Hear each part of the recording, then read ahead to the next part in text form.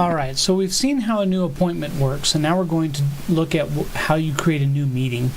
When I created a new appointment, I had gone last time to new items and made an appointment, but that's not the only way. You can also right-click on the day that you want the appointment and choose a new appointment and go from there.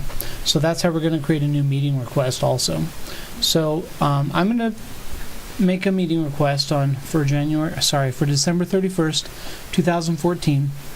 And what it wants to know is who's invited. So I'm going to start typing names just like it would type an email. Let's include Doug and let's include Ernesto. And I'm doing these guys on purpose. I know kind of what their schedules are like this week that I'm recording. The subject is test meeting. And the location will be Ernesto's office. His office has a conference table and things like that. So I can flip over to the scheduling assistant, and I can see that there are some conflicts here. For one, Ernesto is on vacation, so he's somebody that I can't include at this meeting. So I could, opt not to include him. I could look at everybody else's schedule and say, well, all right, that works. I can't really drag the meeting. It doesn't exactly work like it used to in GroupWise, but where I click becomes the begin time. So let's say 3 o'clock. Defaults to a half hour, and then I can stretch it out. So a 1 hour meeting.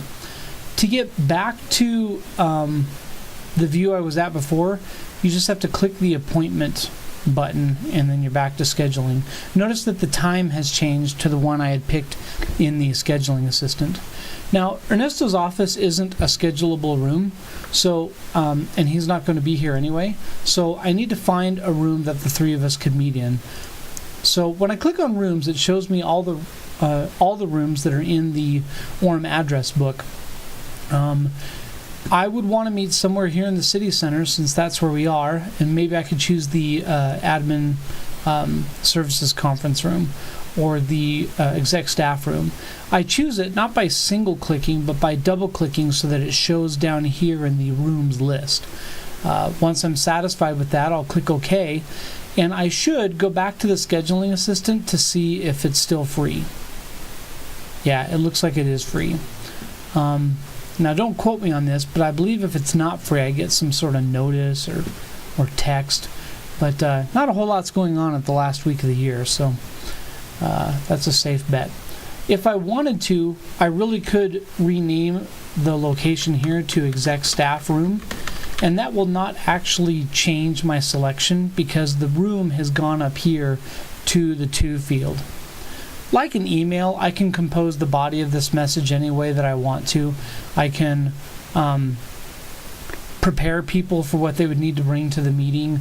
I could ask somebody to bring something, and I can change how this calendar item should appear in their calendar.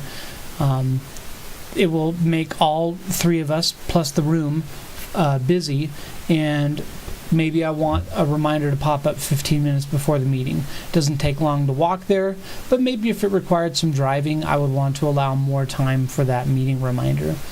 And I believe that's all I would need to do for this meeting.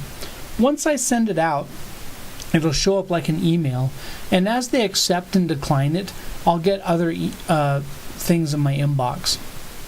So I'm not going to say the changes here, but I'm going to show an actual meeting that I sent out that is also for this week.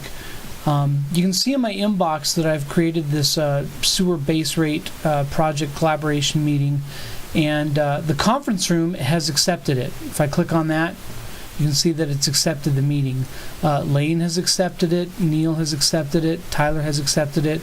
But if anybody had declined, and there still might be somebody who does, I would see this little calendar icon and a little red X, and clicking on it would tell me that they declined the meeting. So right now, this calendar item is showing up as tentative in all the inboxes that haven't yet accepted it. There's another way to accept meetings too, and that's from the calendar. So I had Doug send me a test email last week for the 6th. That was the same day that my last video was based off of. You can see that there's this 9 a.m. fake code budget meeting, and it's kind of gray, and it has these candy bar stripes, meaning it's tentative. I can right-click it from there and accept it. Now, this pop-out menu, I got to explain those options and what they mean, because they show up a lot in calendar meetings. The first one is to edit the response before sending. The next one is to send the response now, and the last one is do not send a response. Well, to understand these options, it's important to know what a response is. Well, in short, it's what I just showed you here in my inbox. These are the responses. So if I accept a meeting and change the response, what it's going to allow me to do is type something else in the body, like, yeah, I'll try and be there, or it's not necessarily a reply. Like if I really wanted to reply, then I could do that just like I would another email, right? Clicking and applying. But I may want to say something else. Okay, if I just send the response, it gives that default email back that says I accepted it. And the do not send a response it's dangerous depending on the situation, but it has its place. For instance, I have a weekly meeting with all the programmers, but sometimes we just kind of knowingly cancel it if not enough of us are here. Well, I don't need to send him a response that I'm canceling or removing myself from that one meeting. It's just kind of known that I am. So I wouldn't send a response in that case. Anyway, this was a series item that Doug had sent me. So when I do things with it, it wants to know if I'm doing it with the occurrence or with the series.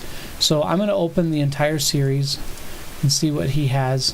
So it's every Tuesday, effective January 14th, 2014 until January 6th of 2015 from 9 to 10. This isn't the one Doug sent me, by the way. This is the staff meeting that occurs in Tom's office. In group-wise, you always had to specify when you wanted the meeting to end, because it couldn't create infinity items. Outlook allows you to do that, but it's kind of tricky. What it does is it creates the meeting as people view those future calendars. Kind of probably outside the scope of this training, but and we'll get to reoccurrence in more details a little later. But that's how meetings work. Now let's say that I want to know who has accepted my meeting. So to do that, I go into my calendar and I open a meeting that I sent. And there's this button here called tracking. If I click that, I can see the name of everybody that I sent it to, as well as their response. Now, this can be redundant if you're getting those replies back that say so-and-so accepted, so-and-so declined. But this kind of does show you in one glance who has yet to send a response. Alright, that's it for this video. I'll be making more videos soon. Thanks for watching.